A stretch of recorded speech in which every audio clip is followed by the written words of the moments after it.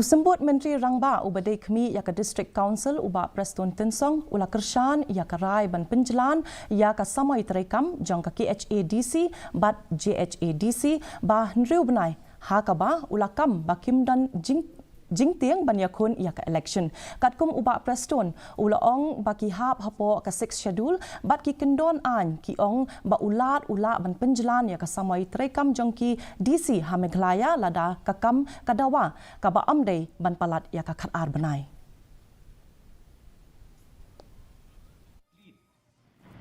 The whole process of revision, it will take not less than 3.5 months till we reach the final publication, till we complete up to the final publication of the electoral rules. So therefore, these were the issues where we needed to do.